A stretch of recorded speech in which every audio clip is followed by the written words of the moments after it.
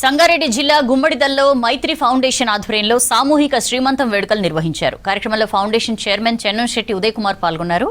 సంస్థ 6వ వార్షికోత్సవం సందర్భంగా మున్సిపాలిటీలోని సుమారు 40 మంది గర్భిణులకు శ్రీమంతం చేసినట్లు తెలిపారు. మహిళల్ని గౌరవించడం అందరి బాధ్యత అన్నారు ఉదయ్ కుమార్. కార్యక్రమంలో మహిళలు అధిక సంఖ్యలో పాల్గొన్నారు.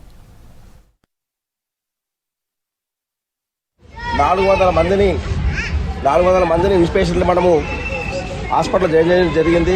దాంట్లో ప్రెగ్నెన్సీ లేడీస్ కావచ్చు, యాక్సిడెంట్స్ కావచ్చు, లేదా స్ట్రోక్ వచ్చిన వాళ్ళు కావచ్చు, ఇవన్నీ చేసినాం.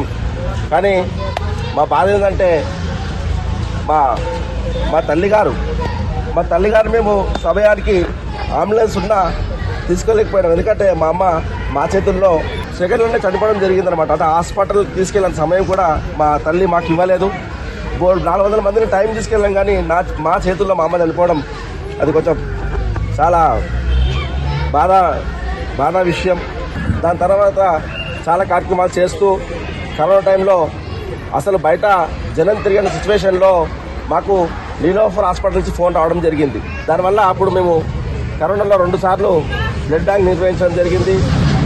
దాని తర్వాత వివిధ సేవా కార్యక్రమాలు, ప్రభుత్వ పాఠశాల చదివే పిల్లలకి నోటు పుస్తకాలు, 10th క్లాస్ పిల్లలకి ఎగ్జామ్ మెటీరియల్స్, ఇలా మాకు తోచిన విధంగా ఎవరిని చేయి చాచకుండా మా సొంతంగా పెట్టి చేయడం జరుగుతుంది కార్యక్రమాలన్నీ.